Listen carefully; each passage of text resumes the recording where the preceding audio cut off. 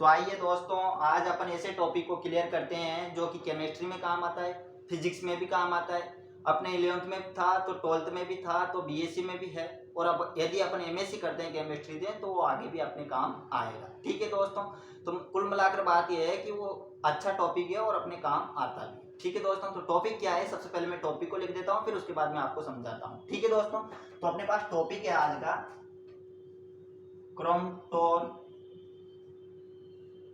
प्रभाव या प्रकाश विद्युत प्रभाव। ठीक है दोस्तों, इसे बोलते हैं अपन। ठीक है, प्रभाव को समझेंगे आज, या फिर लिख लीजिए क्रोमटोन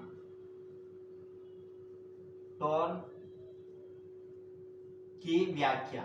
इसकी व्याख्या करेंगे आज अपन, पूरा समझेंगे इसे, व्याख्या। ठीक है, इसकी डेरिवेशन सब कुछ समझेंगे। ठीक है दोस्तों, इसकी डेरिवेशन भी अपन, कैलकुलेशन भी करेंगे और गणितीय विश्लेषण भी समझेंगे, इसकी परिकल्पना भी समझेंगे। ठीक है दोस्तों, तो सबसे पहले बात तो ये आती है कि आज दिन तक जब भी आपने इस टॉपिक को पढ़ा होगा, क्रोमटोन प्रभाव को, ठीक है, या प्रकाश विद्युत प्रभाव को, तो जब आपने 11th में पढ़ा, 12th में पढ़ा, बीएससी फर्स्ट ईयर या बीएससी सेकेंड ईयर में पढ़ा होगा। ठीक है दोस्तों, तो वहां पर जब भी इसको पढ़ा होगा, चिट समय सिद्धांत ने इसे समझाया होगा, यह तो पक्का है दोस्तों। वही समझाते थे इनको, मैंने पढ़ा था 11th 12th बीएससी में फर्स्ट ईयर सेकेंड ईयर में, तो वही समझाते थे चिट संबंधी सिद्धांत। ठीक है दोस्तों, यहाँ पर क्या होता है कि वो जो चिट संबंधी सिद्धांत समझाता था इस टॉपिक को, तो ये टॉपिक चिट संबंधी सिद्धांत समझा ही नहीं पाता।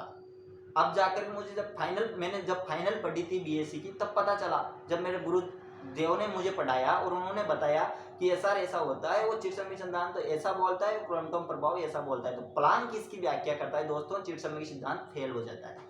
तो यहाँ पर चिटसमी सिद्धांत को एक तरफ बैठान दिया जाता है और यहाँ से प्लांक चालू हो जाता है। तो फाइनल में जब अपन पढ़ेंगे बीएससी, तो फाइनल के अंदर अगर आपको अच्छा टीचर मिलेगा, जैसे मुझे मिला था वैसा टीचर मिलेगा, तो अवश्य आपको अच्छा सा फिजिक्स को अच्छे से समझाएगा दोस्तों। और सारी जितने भी डेरिवेशन हैं, जितने भी मतलब उसमें टॉपिक आएंगे, उन हर एक टॉपिक को बढ़िया से समझाएगा। ठीक है, ये तो बात की बात होगी। अब अपन अपने टॉपिक की बात करते हैं। तो दोस्तों अपना टॉपिक है क्वांटम प्रभाव। क्वांटम प्रभाव को समझाने के लिए प्लांक ने इसे समझाया था। मैंने आपसे बोल दी कि चिट समय सिद्धांत यहाँ पे फेल हो जाता है, उसको एक तरफ बैठा दिया जाता है कि भैया तू बैठ जा, तेरा काम वहां तक ही था, तू 11th को 12th को बीएससी फर्स्ट ईयर और सेकंड ईयर को ही समझा पा सकता है, तू एमएससी में नहीं चल सकता, और तू बीएससी फाइनल में भी तेरी औकात नहीं है कि तू यहाँ तक चल सके। ठीक है, तो इसलिए उसको बिठा देते हैं। अच्छा, क्यों बिठान देते हैं, इसका कारण बताए, तो मैं इसका कारण थोड़ी देर 2-5 मिनट बाद में आपको पता चल जाएगा, मैं बता दूंगा। ठीक है, सबसे पहले अपन प्लांक की व्याख्या कर लेते हैं। ठीक है, प्लांक ने क्या बोला इसके ऊपर, तो देखिए प्लांक ने ये बोला दोस्तों, प्लांक ने समझाया, जब चिटसिनाथ ने उससे बोला कि भैया अच्छा मुझे बैठान रहा है तू बता कैसे इसकी व्याख्या होगी। तो प्लांक भाई साहब ने बताया कि भैया देखो, एक्स किरणों को जब भी क्रिस्टल पर गिराया जाता है ना, उन्होंने बोला कि एक्स किरणों को जब भी क्रिस्टल पर गिराया जाता है, तो प्रकीर्णित एक्स किरणों में दो प्रकार की किरण पाई जाती है। उन्होंने क्या बोला, उन्होंने बोला था कि एक्स किरणों को जब भी क्रिस्टल पर गिराया जाता है, तो प्रकीर्णित एक्स किरणों में दो प्रकार की एक्स किरणें पाई जाती है। पहली प्रकार की एक्स किरणों की तरंगदैर्घ्य आपतित एक्स किरणों की तरंगदैर्घ्य के बराबर होती है। सुन रहे हो चिटसमय सिद्धांत, ऐसे बोला उन्होंने कि ठीक है। फिर दूसरी प्रकार की एक्स किरणों की तरंगदैर्घ्य आपतित एक्स किरणों की तरंगदैर्घ्य से अधिक होती है। तो फिर उन्होंने फिर आगे बोला, अच्छा और बताओ आगे। फिर इन दोनों को बताने के बाद प्रकीर्णित एक्स किरण और आपतित एक्स किरणों में अब उन्होंने फिर आगे बोला कि एक्स किरणों में अधिक तरंगदैर्घ्य वाली एक्स किरणों को ही क्या कहते हैं दोस्तों, क्वांटम प्रभाव कहते हैं, ऐसा उन्होंने समझाया। तो क्या समझाया, मैं एक बार परिभाषा पूरी बोल रहा हूं, आप नोट करना, हेडिंग डालना, परिकल्पना या फिर परिभाषा, और लिखना कि एक्स किरणों को लिखो, एक्स किरणों को क्रिस्टल पर गिराया जाता है तो प्रकीर्णित एक्स किरणों में एक्स किरणें दो प्रकार का प्रकीर्णन होता है, दो प्रकार की एक्स किरणें होती है, यूं लिख लीजिए। ठीक है, मैं दोबारा बोल रहा हूं यहां तक कि एक्स किरणों को जब क्रिस्टल पर गिराया जाता है तो प्रकीर्णित एक्स किरणें में दो प्रकार की एक्स किरणें होती है। पहले प्रकार की एक्स किरणों की तरंगदैर्घ्य आपतित एक्स किरणों की तरंगदैर्घ्य के बराबर होती है। दूसरे प्रकार की एक्स किरणों की तरंगदैर्घ्य आपतित एक्स किरणों की तरंगदैर्घ्य से अधिक होती है। प्रकीर्णित एक्स किरणों की तरंगदैर्घ्य आपतित एक्स किरणों की तरंगदैर्घ्य से अधिक एक्स किरणों की तरंगदैर्घ्य पाए जाने की घटना को क्वांटम प्रभाव कहते हैं। ठीक है, ये तो व्याख्या किसकी होगी? क्वांटम प्रभाव भाई साहब की होगी। ये तो वाक्य किसने दी? क्वांटम भाई साहब प्रभाव ने दी थी। इसने समझाया था कि ऐसा होता है मेरे दोस्त। अब देखिए, आप सुनिए, मैंने थोड़ी देर पर पहले कहा आपसे कि चिरसमय सिद्धांत यहाँ पे फेल हो जाता है। मैक्सवेल का तो काम ही नहीं रहता फाइनल में, अपन काम ही नहीं लेते। वो 3 समीकरण जरूर 4 समीकरण उनकी जरूर लेते हैं, 1 यूनिट में लेते हैं जो भी एक बार। ठीक है, तो अब यहाँ पर चिरसमय सिद्धांत कैसे फेल हुआ और क्यों हुआ, उसका रीजन क्या था, उसका रीजन समझिए दोस्तों। आप अच्छे से समझना, मैं बोल रहा हूं तो आप अच्छे से सुनना। ठीक है दोस्तों, तो चिरसंबंधी सिद्धांत क्वांटम प्रभाव को समझाने में विफल हो गया। विफल क्यों हुआ, इसका रीजन सुनिए। उन्होंने कहा कि प्रकाश विद्युत चुंबकीय तरंग होता है। ये बात तो सही है, सब जानते होंगे, तुम भी और हम भी। ठीक है, मैक्सवेल ने समझाया था। तो डेरिवेशन होता है इसका, मैंने बता दिया, आप यूट्यूब के अंदर देख लेना। मैंने प्रूफ भी किया है कि प्रकाश जो होता है विद्युत चुंबकीय तरंग प्रकृति का ही होता है भैया, और प्रकृति का नहीं होता। ये डेरिवेशन मैक्सवेल ने जो समीकरण दे रखी थी ना, उनके आधार पर प्रूफ कर सकते हैं अपन कि प्रकाश जो होता है विद्युत चुंबकीय तरंग प्रकृति का होता है। तो उन्होंने पहली बात ये बोली कि प्रकाश विद्युत चुंबकीय प्रकृति का होता है, तरंग होता है, मतलब प्रकाश विद्युत चुंबकीय तरंग होता है। तो हमने मान लिया कि प्रकाश विद्युत चुंबकीय तरंग ही होता है। ठीक है, फिर आगे उन्होंने बोला कि प्रकाश विद्युत चुंबकीय तरंग होता है तो जब इसे किसी पृष्ठ पर गिराया जाता है ना, सुनिएगा, जब इसे किसी पृष्ठ पर गिराया जाता है तो वहां पर क्या होता है, पृष्ठ पर गिराएंगे तो क्या होगा, प्रकीर्णित होगा और आपतित होगी। तो जब पृष्ठ पर गिराया जाता है तो उस पृष्ठ पर उपस्थित परमाणु, है ना, उस पृष्ठ पर कुछ न कुछ परमाणु उपस्थित होंगे। तो इन्होंने बोला कि जब किसी पृष्ठ पर गिराया जाता है तो उस पृष्ठ पर उपस्थित परमाणु जो होंगे वो परमाणु हर आवर्ती, मतलब तुरंत ही क्या करते हैं, वो आवर्ती से कंपन करने लगते हैं। मतलब इन्होंने बोला कि उस पर उपस्थित परमाणु उसी आवर्ती से कंपन करने लगते हैं, इन्होंने ये बोला। ठीक है भैया, उसी आवर्ती से कंपन करने लगते हैं। फिर इनका कहना क्या था, इनका कहना यह था कि उसी आवर्ती से कंपन करते हैं तो एक साथ ही तो वो प्रकीर्णित होते हैं, एक साथ ही क्या होते हैं दोस्तों, आपतित होते हैं। इनका कहना यह था कि प्रकीर्णित और आपतित दोनों ही समान होते हैं या बराबर होते हैं। तो ऐसा थोड़ी ना हो सकता यार। इन्होंने ये कहा, फिर मैं एक बार फिर समझा रहा हूँ आपको। इन्होंने कहा कि प्रकाश विद्युत चुंबकीय तरंग होता है। यह यहाँ तक समझ में आ गई कि प्रकाश विद्युतीय चुंबक तरंग होता है, अर्थात जब इसे किसी पृष्ठ पर गिराया जाता है तो उसी प्रकार के परमाणु उसी आवर्ती से कंपन करने लगते हैं, जिसके कारण प्रकीर्णित व आपतित किरणों में समान होती है। इन्होंने कहा कि प्रकीर्णित व आपतित उसी समय क्या होगा, प्रकीर्णन होगा और उसी समय आपतित होगा, दोनों ही समान होते हैं, दोनों ही बराबर होते हैं। अर्थात इसे इन्होंने क्या कहा, क्वांटम प्रभाव का। जबकि हमने परिकल्पना में देखा, क्योंकि अपन जब एमएससी करेंगे ना आप, या फिर बीएससी करते होंगे, आपके कॉलेज में जाते होंगे, तो वहां पर प्रयोग करना दोस्तों।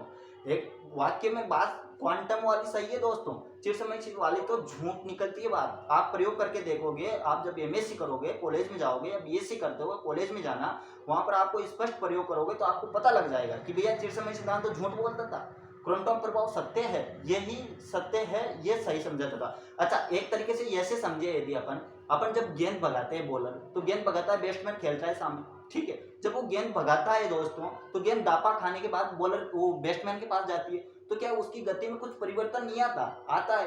तो भैया यदि ये चिरसमय सिद्धांत बोल रहा है कि किसी पृष्ठ पर प्रकाश विद्युत चुंबकीय तरंग को गिराएंगे तो कुछ न कुछ तो परिवर्तन होगा, मतलब आपतित तो होगी किरण, तो कुछ न कुछ घट कम होगी या फिर अधिक होगी, कुछ न कुछ तो परिवर्तन। अब ये तो यूं बोल रहा है कि प्रकीर्णन भी सेम होता है और आपतन दोनों ही बराबर होते हैं, तो ऐसा थोड़ी ना हो सकता है यार।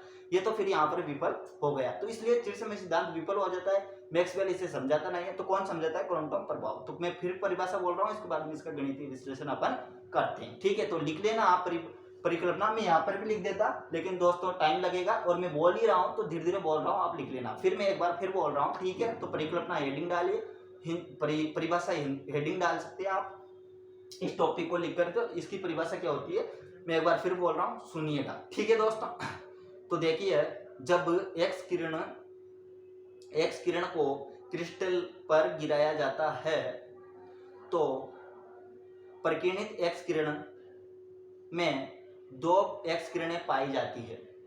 एक प्रकार की एक्स किरण में, या न्यू लिखिए, एक प्रकार की एक्स किरण की तरंग दैर्ध्य आपतित एक्स किरण की तरंग दैर्ध्य से के बराबर होती है। अच्छा, मैं दोबारा बोल रहा हूँ, फिर लिख लीजिएगा, कोई बात नहीं है। अब की बार फिर बोल रहा हूँ कि एक्स किरण को क्रिस्टल पर गिराया जाता है तो प्रकीर्णित एक्स किरण में 2 प्रकार की एक्स किरणें पाई जाती है।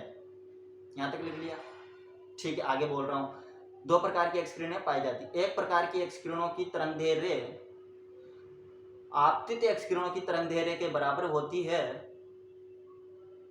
दूसरे प्रकार की एक्स किरणों की तरंगदैर्घ्य आपतित एक्स किरणों की तरंगदैर्घ्य से अधिक होती है। आपतित एक्स किरणों की तरंगदैर्घ्य से अधिक होती है। प्रकीर्णित एक्स किरणें तथा आपतित एक्स किरणों प्रकीर्णित एक्स किरणें आपतित एक्स किरणों की तरंगदैर्घ्य से अधिक पाई जाने वाली एक्स किरणों को ही क्वांटम प्रभाव कहते हैं दोस्तों। या प्लांक ने समझाया था, ये क्वांटम प्रभाव कहते हैं। नीचे हेडिंग डालिएगा, लिखिएगा चिट संवेदी सिद्धांत की विफलता। लिखिए, मैं लिखाता हूं आपके लिए। प्रकाश विद्युत चुंबकीय तरंग को किसी पृष्ठ पर गिराने पर, लिखिएगा कि प्रकाश विद्युत चुंबकीय तरंग को किसी पृष्ठ पर गिराने पर उसी प्रकार, या अब लिखिएगा उसी प्रकार के परमाणु उसी आवृत्ति से कंपन करने लगते हैं। हाँ ठीक है, मैं दोबारा बोल रहा हूं, दोबारा लिख लीजिएगा। सबसे पहले आपने हेडिंग डालिया होगा चिट संवेदी सिद्धांत की विफलता। लिखिएगा प्रकाश विद्युत चुंबकीय तरंग को किसी पृष्ठ पर गिराने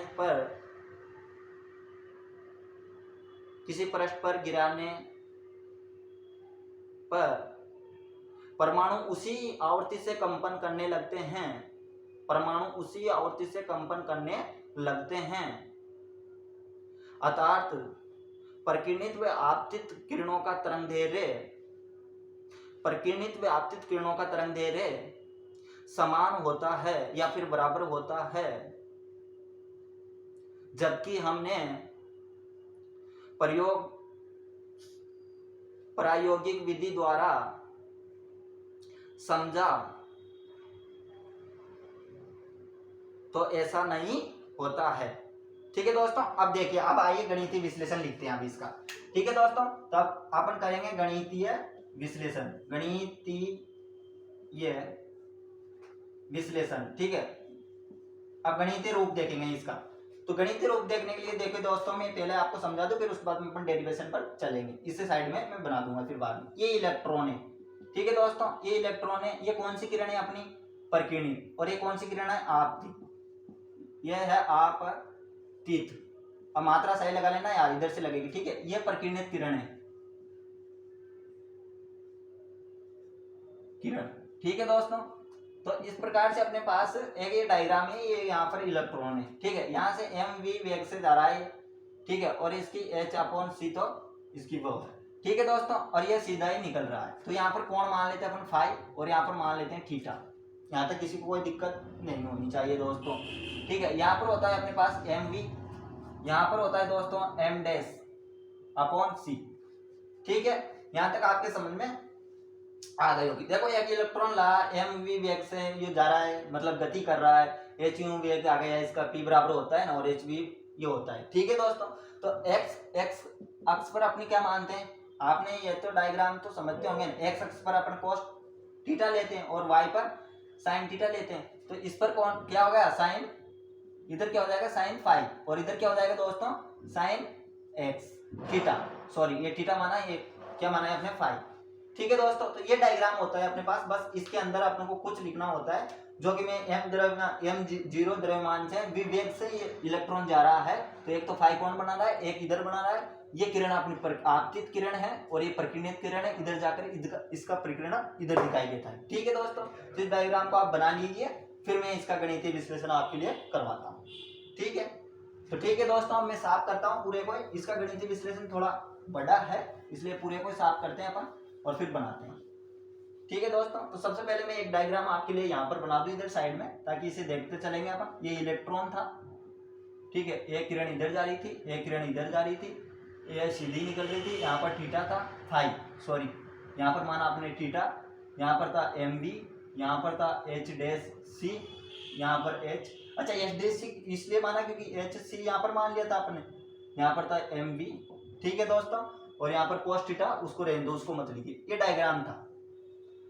यहाँ पर लिख लेना ये प्रकीर्णित किरण थी अपनी, कौन सी प्रकीर्णित किरण, ठीक है। तो ये कौन सी किरण थी, आपतित किरण, ठीक है दोस्तों। अब इसको देखिए, अपन गणितीय विश्लेषण देख रहे थे, गणितीय रूप, हिंदी सही लिख लेना दोस्तों आप, गणितीय रूप। तो देखिए सबसे पहले अपन इसमें लगाते हैं कि ऊर्जा संरक्षण नियम। अब आप समझते होंगे ऊर्जा संरक्षण नियम, तो यार 11th में पढ़ा होगा आपने, एक यूनिट पूरी पढ़ी होगी। फिर उसके बाद में आपने मैथ में भी पढ़ा होगा दोस्तों, है ना, मैथ में भी आपके काम आती है। गणित गति की जो किताब थी अपनी सेकंड ईयर में होती है, उसके अंदर ये पूरी एक यूनिट है, तो वहां पर पढ़ा होगा। तो अपना ऊर्जा संरक्षण नियम क्या होता है, यहाँ से लगाएंगे तो अपने पास क्या आ जाएगा, एच यू प्लस क्या है एम जीरो सी। अच्छा यहाँ पर सी होता था एक जगह पर, ये सी कहाँ पर, अच्छा यहाँ पर, ठीक है दोस्तों, ये सी होता था यहाँ पर, क्योंकि सी भी तो होएगा ना दोस्तों, वो भी चलेगा, ठीक है। तो यहाँ पर क्या हो जाएगा एम जीरो सी स्क्वायर बराबर में एच डैश, अभी मैं समझा दूंगा आपको कि ऐसा कहां से लिख रहे हैं, ठीक है। ये होता है अपने पास समीकरण नंबर 1 दे देंगे। ये ऊर्जा संरक्षण नियम था। ऊर्जा संरक्षण नियम अपना क्या होता था, आप तो जानते होंगे M1 M2 यही होता है ना, या फिर यूं लिख लीजिए, दूसरी तरफ से लिख लीजिए आप, U1 V1 plus U2 V2 बराबर में, इधर भी ऐसे लिखते हैं अपन, है ना, या फिर U1 V1, इस प्रकार से अपना ये क्या होता है, संरक्षण नियम होता है, ठीक है। तो वही मैंने किया, यहाँ पर क्या किया H1, तो H1 को लिख लिया M0 C स्क्वायर, तो M0 C स्क्वायर अपने पास होगा, तो V की जगह पर अपन क्या रखेंगे C, ठीक है दोस्तों। यहाँ तक समझ में आप क्या करें। अब इसके बाद में अपन क्या करते हैं, X अक्ष के समवेत, अच्छा X अक्ष, अच्छा X अक्ष लिख लीजिए, X अक्ष में संवेग संरक्षण नियम, संवेग संरक्षण नियम, ठीक है दोस्तों। तो x अक्ष के सापेक्ष लगाएं, x अक्ष के सापेक्ष लगाएंगे तो आपको पता है cos cos ही आएगा, क्योंकि x अक्ष में cos cos ही होता है, y में sin sin होता है। तो यहाँ पर क्या आ जाएगा, सबसे पहले तो h u अपॉन c, अब इसमें लगा रहे हैं, ठीक है। तो h upon c plus second क्या है अपने पास, दूसरा है नहीं, तो क्या हो जाएगा दोस्तों 0, ठीक है, एक ही है ना अपने पास, ठीक है। फिर h डैश और c, और यहाँ पर आ जाएगा cos फाइव, क्यों आया भी है ऐसा, तो ये देख लिया पॉजिटिव cos फाइव, तुम्हारा यहाँ पर फाइव था कौन अपने पास, तो cos फाइव आ गया, एच डैश अपॉन सी आ गया, ठीक है, प्लस का चिन्ह। अच्छा यहाँ पर क्या है अपने पास एम वी, नीचे भी तो लगेगा ना वही, ठीक है, और यहाँ पर एम वी क्या आ जाएगा दोस्तों, एम वी अपने पास क्या है, हाँ कोस कोस कोस कोस सॉरी कोस आएगा, एम वी सी और कोस थीटा, हाँ थीटा, हाँ थीटा थीटा माना है ना अपने, थीटा आ जाएगा, ठीक है दोस्तों। अब थीटा आ गया अपने पास, अब इसको क्या करते हैं, थोड़ा कैलकुलेशन कर लेते हैं इसकी, ठीक है।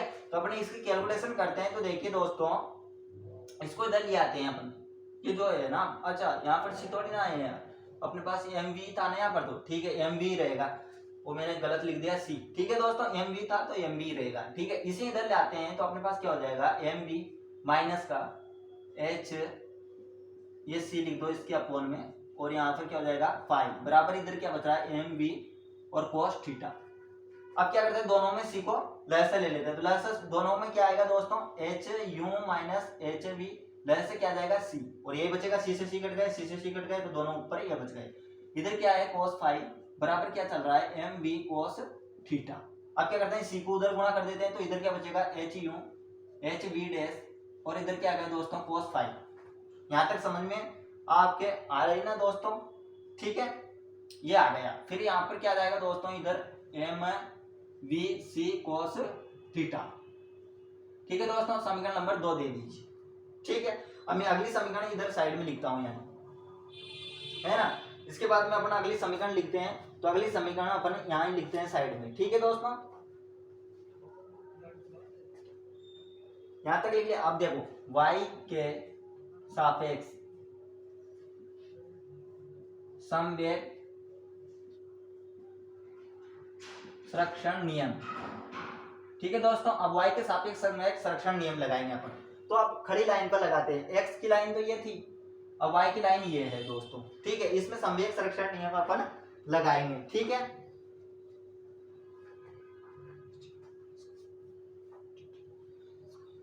तो देखिए दोस्तों, अब इसके सापेक्ष अपन यदि इसको लगाएंगे तो अपन क्या लिखेंगे, देखिए यहाँ पर अपन लिखेंगे इसको इसको लिखेंगे। तो यहाँ पर देखिए इसके एक्स के लिए तो ये था h/u/c, उधर तो कुछ एक ही था तो एक लिख दिया, फिर जीरो था तो जीरो लिख दिया अपन। यहाँ पर तो कुछ भी नहीं है ना अपने पास ऐसा, तो यहाँ पर क्या हो जाएगा दोस्तों, 0 + 0। अब आप ये तो नियम तो जानते होंगे दोस्तों। फिर इसके बाद अपने पास क्या होगा कि इधर तो लगा दिया अपन ने, ठीक है, इधर तो कुछ भी नहीं था, h/u/v कुछ भी नहीं था। अच्छा, y एक्स के संवेग में ले रहे हैं तो क्या आएगा, साइन आएगा। तो यहाँ पर दोनों के लिए ये तो आएगा ही दोस्तों, साइन फाई प्लस का mv और साइन थीटा, ये समीकरण आ गए दोस्तों आपके पास, ठीक है। अब एक काम करते हैं अपन, यहाँ से इसको इधर ले लेते हैं, उसको उधर तो माइनस का हो जाएगा, माइनस का h'/c, और यहाँ पर हो जाएगा दोस्तों साइन फाई बराबर में mv साइन थीटा। एक काम करते हैं, c को उधर ले जाते हैं तो माइनस का hv' साइन फाई बराबर mvc साइन थीटा। समीकरण नंबर 3 दे दीजिए। अब मैं साफ करता हूं पूरा, कोई आप स्क्रीनशॉट ले लीजिए यहां तक, ठीक है दोस्तों। अब देखिए आप, ठीक है दोस्तों, मैं उम्मीद करता हूं आपके समझ में आ रही होगी। नहीं आ रही हो दोस्तों तो कमेंट कीजिएगा, मैं वापस समझा दूंगा आपको। जो भी चीज आपके समझ में नहीं आ रही हो तो मैं दोबारा समझा दूंगा, ठीक है मित्रों। तो अपन चलते हैं आगे, अपन कहाँ तक आ गए थे, इन दोनों समीकरणों को याद रखना है आप। अच्छा, 2 और 3 आपने स्क्रीनशॉट ले लिया होगा, तो अपन एक काम करते हैं, समीकरण 2 का वर्ग कर लेते हैं प्लस 3 का वर्ग करते हैं और जोड़ लेते हैं दोनों। 2 का वर्ग करते हैं, 3 का वर्ग करते हैं, दोनों को जोड़ लेते हैं। तो देखिए अपने पास 2 समीकरण ये थी, इसका वर्ग करते हैं, LHS का अलग कर देंगे, RHS इसका अलग करते हैं। तो इसका वर्ग क्या हो जाएगा, m² v² cos² फाई और cb², c को इधर ही लिखो, c², ठीक है दोस्तों, ये हो जाएगा। प्लस का चिन्ह उधर क्या था अपने पास RHS में, उधर भी अपन c से गुणा कर दिया था, इसलिए यही आ गया था दोस्तों साइन थीटा। आप देख लेना, फिर मैं बोल रहा हूं आपके पास यही होगा वहां पर, ठीक है दोस्तों, कंफर्म यही मिलेगा आपको, ठीक है। बराबर का चिन्ह, इसका वर्ग करेंगे तो अपने पास ये पूरा क्या है, अपने पास a माइनस का चिन्ह, ये पूरा क्या है b, तो a माइनस b का होल स्क्वायर क्या होता है दोस्तों, तो a² प्लस का b² माइनस का 2ab। तो इस फंडे को यहाँ पर लगाएंगे तो क्या हो जाएगा, h² v² माइनस का h² v का डैश का स्क्वायर, है ना, प्लस का, ठीक है दोस्तों। और माइनस का क्या आ जाएगा दोस्तों अपने पास, माइनस का 2h² u डैश और cos फाई। यहां तक समझ में आ गया आपके। अच्छा, दुविधा एक रह गई कि इसका वर्ग किया आपने, तो ये तो स्क्वायर में लिख दिया, cos और आएगा दोस्तों, तो यहाँ पर लिखिएगा, यहाँ पर सॉरी गलती हो गई, वो cos² फाई, ठीक है। अब आएगा माइनस का 2h² u डैश और cos फाई। अच्छा, उधर क्या था अपने तीसरे समीकरण में, तो इधर था भैया h' साइन फाई था अपने पास, इसका भी वर्ग करेंगे तो अपने इधर आ जाएगा प्लस का चिन्ह, क्योंकि जोड़ रहे थे तो इसलिए प्लस का चिन्ह। अच्छा, बराबर का चिन्ह लगा दिया था ना, वही मैं देख रहा था, प्लस का लगाएंगे तो वर्ग करेंगे इसका, तो ये चिन्ह किसका हो जाएगा, प्लस का हो जाएगा। यहाँ पर क्या आ जाएगा, h² v² और साइन, अच्छा डैश में है डैश, ठीक है, और साइन स्क्वायर फाई। यहाँ तक आपके समझ में आ गई होगी दोस्तों, ठीक है। अब इसको क्या करते हैं, थोड़ी सी कैलकुलेशन इसकी कर लेते हैं अपन। तो देखिए दोस्तों, इन दोनों पक्षों में से क्या क्या कॉमन आ गया, m² कॉमन आ गया, v² कॉमन आ गया, c² कॉमन आ गया, तो क्या बचा अपने पास, बचा cos² फाई बच गया प्लस का, यहाँ पर क्या बचा अपने पास, साइन स्क्वायर थीटा, थीटा चल रहा है दोनों। अरे यार, ये कहाँ से आ गया अपने पास, ये थोड़ी ना था, तो देखो आपने स्क्रीनशॉट लिया होगा, थीटा ही था वहां पर, फाई नहीं था, ठीक है दोस्तों। तो थीटा ही लिखना, मैंने जल्दीबाजी में यहाँ पर फाई लिख दिया, ठीक है दोस्तों, तो आप थीटा ही लिखना, थीटा ही होगा वहां पर, ठीक है। अब देखिए दोस्तों, इसमें क्या करते हैं अपन, h² v² को वैसा वैसा लिख लेते हैं, प्लस का चिन्ह, इसको वैसा वैसा लिख लेते हैं h², अरे इसको नहीं लिखते हैं ऐसा वैसा, इन दोनों में से इन दोनों को कॉमन ले लेते हैं। देखो कॉमन आ रहा है, h² v'², तो दोनों ही कॉमन आ गए ना, यहाँ से तो कॉमन आ गया, तो क्या आ गया अपने पास, cos² फाई आ गया प्लस का साइन स्क्वायर फाई आ गया, और माइनस का क्या चल रहा है, 2h² u डैश और cos फाई। वेरी गुड, यहाँ तक समझ में आ गई। अब इसका मान और इसका मान क्या होता है दोस्तों अपने पास, sin² x प्लस का cos² x बराबर 16 समीकरण होती है 1, तो यहाँ पर 1 रख देंगे तो अपने पास क्या समीकरण बन जाएगा, x² v² c² इधर बच गया, इसका मान 1 है, और उधर h² v² प्लस का H square V dash square, और उधर क्या आ जाएगा दोस्तों इसका मान 1। तो 1 को तो लिखो या मत लिखो कोई फर्क नहीं पड़ता, 1 को किसी से गुणा करो वही संख्या आती है, ठीक है। तो H square V dash B और कोस फाइव, ये बचा दोस्तों अपने पास। समीकरण नंबर इसे दे दीजिए आप 4। ठीक है दोस्तों, यहां तक समझ में आ गया। अब समीकरण नंबर 1 पर जाइए, आप समीकरण नंबर 1 पर जाइए। 1 क्या थी अपनी, तो एक समीकरण थी, मैं फिर लिख रहा हूँ, आपने स्क्रीनशॉट ले लिया तब भी कोई बात नहीं है, नहीं तो मैं यहाँ पर लिख रहा हूँ, यहाँ पर देख लेना। एक समीकरण जो थी अपनी ये थी प्लस का एम सी स्क्वायर। अच्छा मैं इसको इधर ले आया था तो अपने पास ये समीकरण क्या बन गई थी, एच डैश प्लस का एम जीरो सी स्क्वायर बराबर एम सी स्क्वायर, यही थी दोस्तों समीकरण नंबर 1 अपनी। देखो आप स्क्रीनशॉट लिया होगा आपने। अब इस समीकरण 1 का क्या करते हैं, अपना वर्क करेंगे, ठीक है। तो अपने इस समीकरण को याद रखना, इसको तो मैं साफ कर देता हूं यहां से, ठीक है दोस्तों। तो यहां तक समझ में आ रही होगी, उम्मीद ऐसी कर रहा हूं दोस्तों मैं आपसे, ठीक है। इसका वर्क करते हैं, तो यहां पर लिख देंगे समीकरण 1 का वर्क करने पर तो 1 का वर्क करेंगे तो दोस्तों देखो इसका पूरे का अलग से वर्क होएगा, ठीक है, यहां तक का। इसका पूरे का अलग वर्क होएगा तो मैं डायरेक्ट वर्क कर रहा हूं, ठीक है, आप खोल के कर सकते हो। इसका वर्क क्या हो जाएगा, H square B square plus का चिन्ह H square B dash square plus का चिन्ह एम जीरो स्क्वायर सी की पावर 4, ठीक है। फिर माइनस का चिन्ह 2, क्या जाएगा अपने पास एच स्क्वायर वी और वी डैश माइनस का 2 H V dash M zero C square.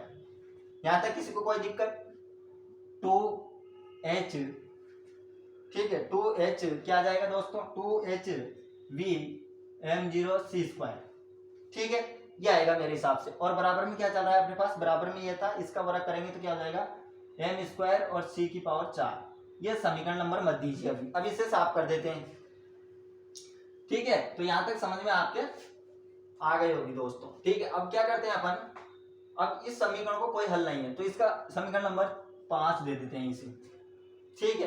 अब अपन क्या करते हैं, समीकरण 5 में से क्या करते हैं 4 को घटाते हैं दोस्तों। अब 4 समीकरण नंबर क्या थी, अभी अभी मैंने साफ किया है ना, अभी अभी मैंने साफ किया था। तो अपने पास 4 में लिख रहा हूं इधर साइड में, यहाँ पर समीकरण 4 को, 1 मिनट आपके लिए। अच्छा पहले 5 को लिख देते हैं फिर 4 को लिख देंगे, या फिर 4 को भी लिख देता हूं मैं यहाँ पर ही। एक मिनट, इस समीकरण 5 थी और यहाँ पर लिखता हूँ 4 को, बी स्क्वायर सी स्क्वायर ये था, ठीक है। इधर क्या था अपने पास 4 में समीकरण नंबर, तो 4 में इधर था अपने पास H square V square minus का प्लस का H square V dash square minus का 2h वी डैश कोस 5, यही था ना दोस्तों समीकरण नंबर 4।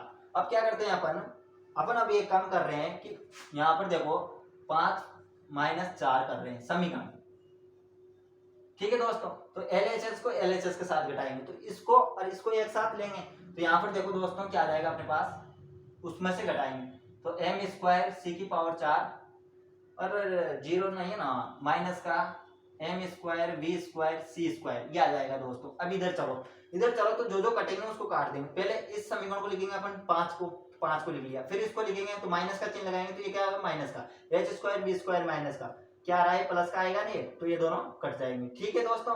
फिर ये माइनस का हो जाएगा तो ये डैश में प्लस का आ रहा है तो ये दोनों भी कट जाएंगे, ठीक है दोस्तों। अब क्या बच रहा है, ये प्लस का, इधर कुछ भी नहीं, तो इस पूरे मान को लिख लेंगे अपन। तो अब क्या क्या बच गया अपने पास बच गया M zero C square 4 minus का 2h square V dash minus का 2h वी डैश,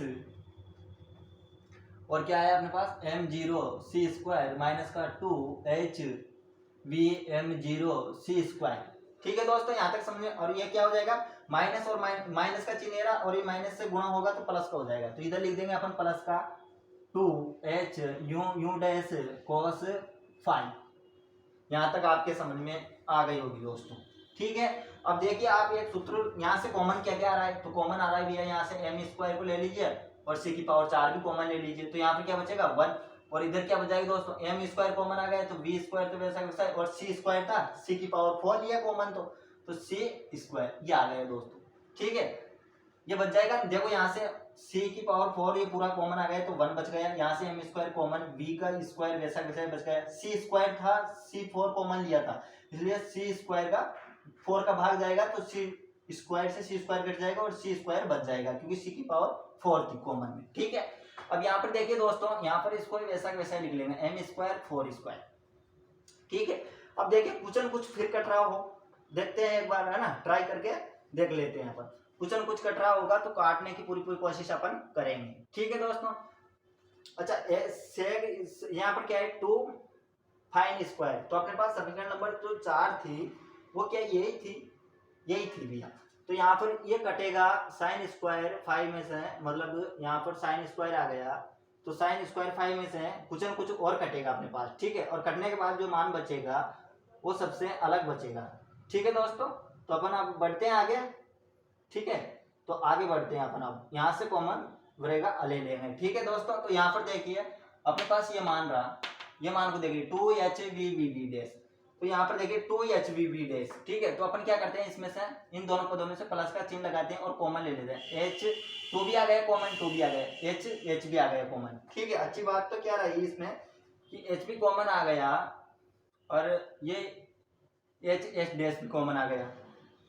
ठीक है मित्रों, अरे यार यहाँ पर H स्क्वायर था क्या अपने पास, H स्क्वायर इसको इससे गुणा किया था तो H स्क्वायर ही आएगा ना अपने पास, यहाँ से गुणा करेंगे तो हाँ ठीक है H स्क्वायर आएगा, तो H स्क्वायर को रहने दीजिए यहाँ पर।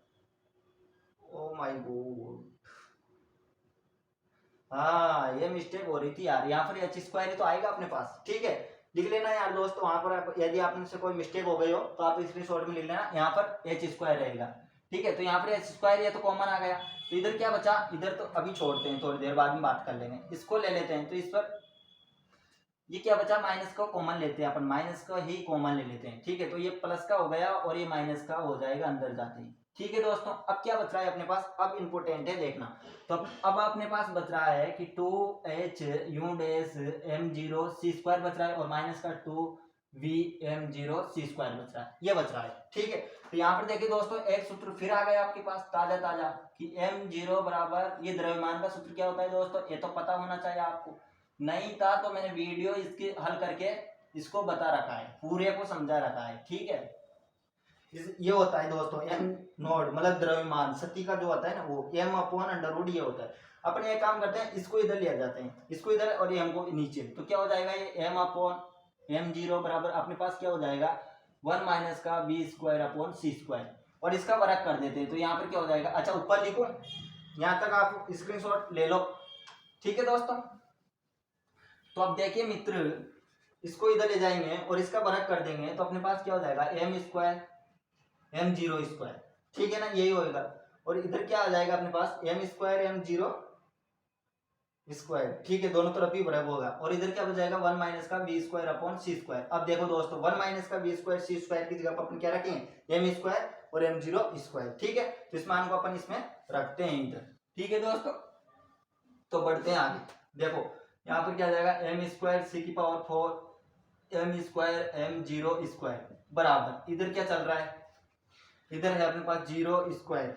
ठीक है दोस्तों, c की पावर 4, यहाँ तक समझ में आपके आ रही होगी दोस्तों। ठीक है, फिर इसके बाद में अपने पास इधर क्या चल रहा है, इधर चल रहा है अपने पास, देखिए दोस्तों इधर क्या चल रहा है अपने पास, तो इधर चल रहा है अपने पास, मतलब माइनस का कॉमन ले लिया था ना आपने,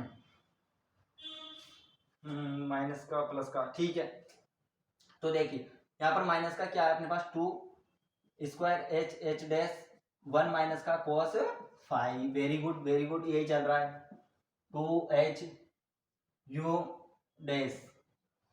ठीक है, और क्या है अपने पास V0 C स्क्वायर माइनस का 2HU M0 C square, very good यही चल रहा है दोस्तों। ठीक है, तो अब देखिए दोस्तों, अब आसान हो गया, अब अपना मतलब हल हो गया ये सवाल, यूं समझ लीजिए आप।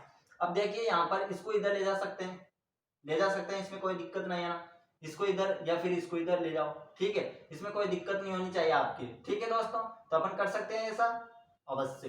तो देखिए दोस्तों, अपन अब क्या करते हैं, इसको इधर ले जाते हैं तो इसकी पावर 4 हो जाएगी। ठीक है, इसको उधर ले जाते हैं, इसकी पावर 4 हो जाएगी, तो यहाँ पर क्या हो जाएगा m की पावर 4 c की पावर 4 और m जीरो की पावर भी 4 और c की पावर भी 4। माइनस का क्या बच रहा है अपने पास 2h square v dash 1 minus का cos 5 माइनस का 2h v डैश। देखो कितना जल्दी बोल रहा हूं मैं, इतना जल्दी नहीं बोलना चाहिए ना यार। देखो ये देखो यहाँ तक तो लिख लिया। अब देखो यहाँ पर अपन जीरो लिख सकते हैं, अपन m और ये m दोनों बराबर होते हैं, ठीक है, ऐसा लिख सकते हैं माना लिखकर। तो यहाँ पर ये दोनों हो गए, तो ये दोनों क्या हो जाएंगे दोस्तों, कट जाएंगे, ठीक है। प्लस प्लस क्या इधर लाएंगे तो क्या होगा, जीरो हो जाएगा। तो जीरो बराबर है, ये पूरा मान आ जाएगा आपके पास, माइनस का 2h square v dash 1 minus का cos 5 और माइनस का 2h v dash m zero c square minus का 2h v और 0 c स्क्वायर। अब क्या करते हैं, प्लस वाली संख्या को, अरे ये तो प्लस की आ रही होगी, ठीक है, ये क्या मिस्टेक तो नहीं कर दी ना आपने कहीं, ठीक है ना, मिस्टेक तो नहीं कर दी ना कहीं यार, मिस्टेक हो गई थी कि शायद यार, मतलब प्लस की आ रही होगी वो सब संख्या। m जीरो तो हट जाता है, h स्क्वायर 2h स्क्वायर आ गया, v आ गया, v माइनस 1 पाई आ गया, ठीक है, माइनस का 2h डैश m भी आ गया, ठीक है।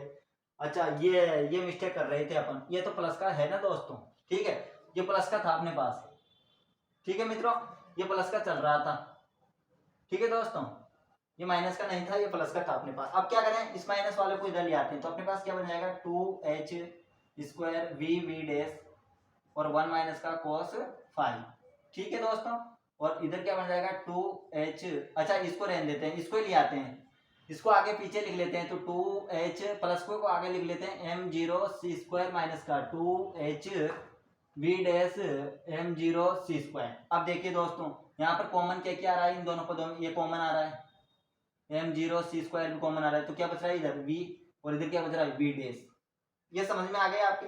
अब इधर देखो, इधर ये बच रहा है, तो इधर लिख लेते हैं अपन 2h square v dash 1 minus का cos 5। अब देखो दोस्तों 2 से 2 कट गए, ठीक है, दोनों ही कॉमन थे ना, 2 से 2 हट जाएंगे।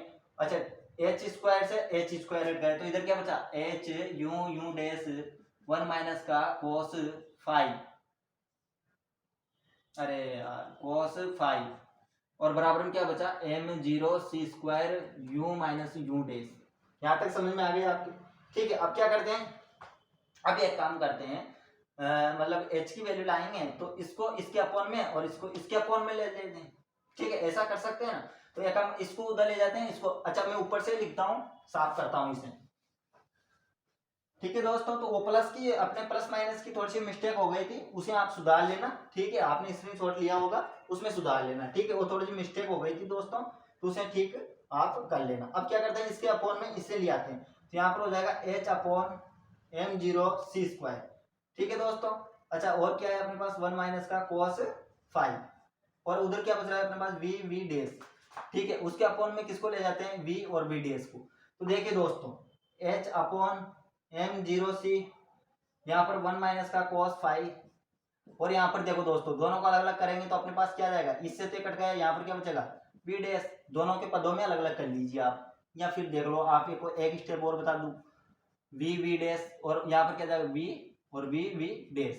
तो यहाँ पर देखो ये दोनों कट गए, ये दोनों सेम है ना, ये दोनों कट गए, तो क्या बचा v डैश और यहाँ पर क्या बचा v, ठीक है दोस्तों, यहाँ तक आपके समझ में आ गई होगी, ठीक है। अब यहाँ पर लिख लेते हैं m zero c square 1 minus का cos 5, ठीक है दोस्तों, इसे समीकरण नंबर 8 दे दीजिए, 8 हाँ नहीं 8 नहीं 6।